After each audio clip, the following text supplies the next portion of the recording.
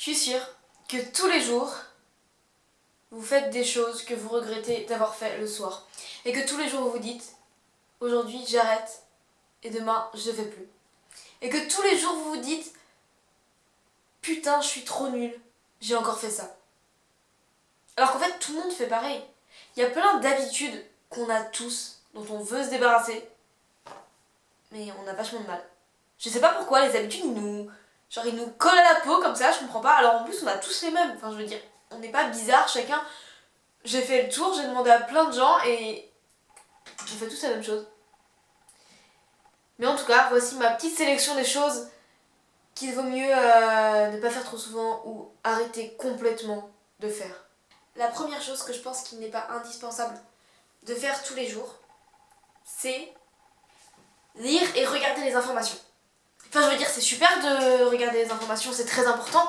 Ça nous sensibilise sur le monde, sur ce qui se passe dans le monde. Ça nous montre toutes les horreurs du monde qu'on a besoin de savoir pour se prendre un gros coup de poing. Ça peut nous aider à défendre des causes. C'est important de savoir ce qui se passe dans notre pays aussi, de pas toujours être paumé et de dire qu'est-ce qui se passe, c'est normal. Mais en même temps, ça peut, je pense, être extrêmement nocif. Parce que à force d'entendre que le monde est en guerre, que dans certains endroits du monde des gens ont faim, des gens meurent de faim, et ben ça peut nous atteindre et on peut, parce que l'être humain est empathique, on peut en fait ressentir toutes leurs émotions et se sentir triste, se sentir malheureux, comme si on était à leur place.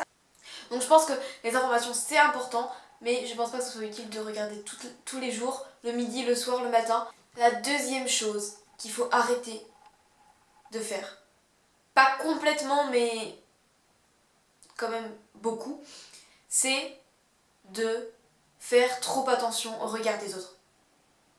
Parce que oui, des fois c'est important de penser à ce que les gens vont penser de vous, c'est-à-dire oui, tu vas pas te mettre à poil dans la rue parce que forcément après il y a une réputation qui va te coller à la peau forcément.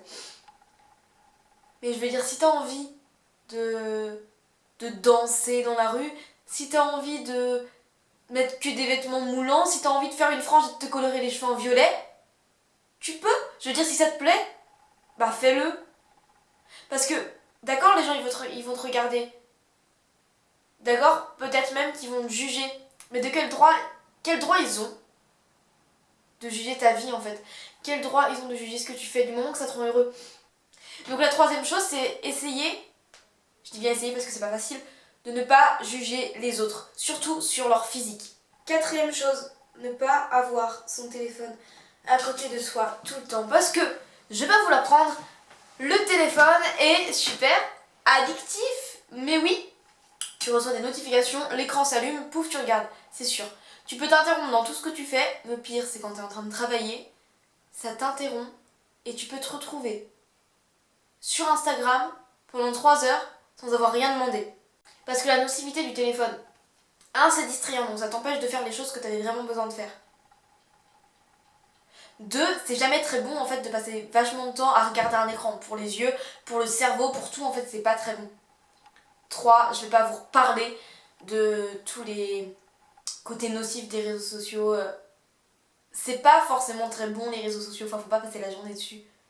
Si t'as envie d'aller voir les publications de tes potes, d'envoyer des messages à tes potes, de regarder les stories des gens que t'aimes bien, bah fais-le, mais t'es pas obligé d'y aller toutes les 3 heures pour vérifier s'il y a quelque chose de nouveau. Ensuite, je pense que c'est très important d'essayer de sourire le plus possible. Je veux dire, évidemment, quand t'es triste, souris pas. Mais souvent, t'es ni triste, ni hyper heureux, bah souris. Le sourire, c'est contagieux. Les gens, quand ils voient arriver quelqu'un de souriant, d'heureux, déjà ça les met dans des bonnes ondes, dans une bonne humeur. Et toi-même, quand tu souris, bah ça va mieux. Une autre chose, c'est la procrastination. Ou comment tout remettre au lendemain. Bah ça, il faut pas faire. Et bah par exemple, si j'ai pas le temps de tout faire, c'est pas grave. Il y a des choses forcément que je vais remettre à demain. Forcément, par exemple, me faire du vernis, faire ma vidéo, c'est pas très important. Je peux le faire demain. Je veux dire, c'est des choses que j'ai envie de faire. Donc de toute façon, je vais les faire. Donc que je les remette à demain, c'est pas grave. Mais faut pas faire ça systématiquement.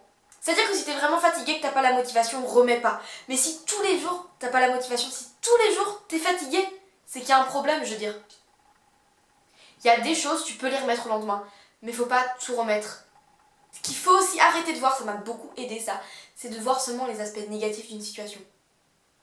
Ça je crois c'est ce qui me rendait hyper énervée, de mauvaise humeur. Après la chose qu'il faut pas faire, vraiment pas, c'est prendre des décisions seulement pour faire plaisir aux autres.